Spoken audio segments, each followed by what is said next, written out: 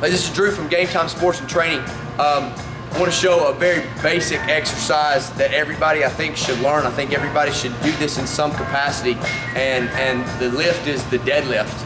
A lot of people get scared of it, but when I say deadlift, I'm really talking about the movement pattern of the hip hinge and developing total body tension versus what a lot of people think of when I say we're going to do deadlifts, which is, you know, a ton of weight on the bar and trying to lift as much as you can, which is certainly applicable to some athletes and to some people's programs.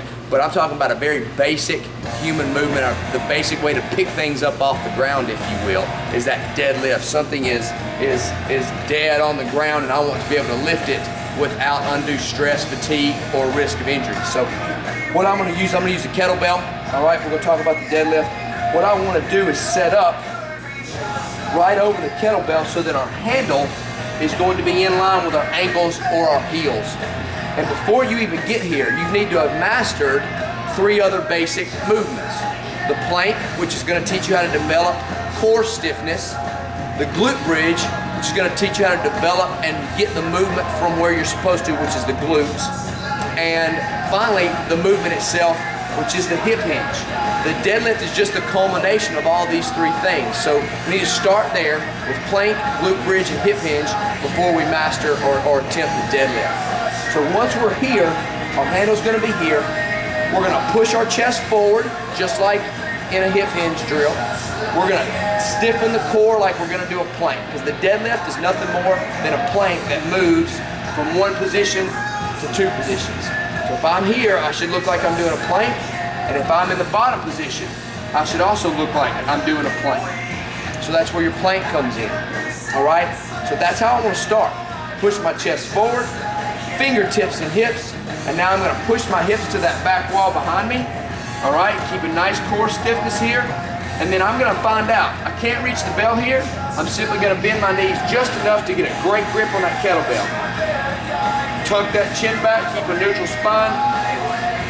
Drive my shoulder blades into my hip pockets. And then I want to apply force to the ground, drive those heels into the ground, stand up nice and strong, and squeeze those hips just like you should learn in the glute bridge.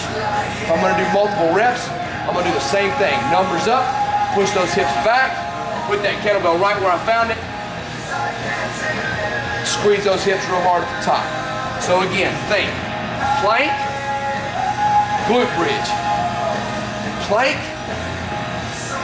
glute bridge, and then use that hip hinge movement to generate the force and things needed, because that's where you're going to get that from.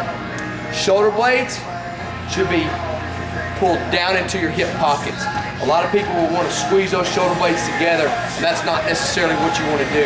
You want to pull those shoulder blades down into those hip pockets so that you create great stiffness in that upper body so that you don't get a lot of wavering in that lower back. All right, so that's your kettlebell deadlift.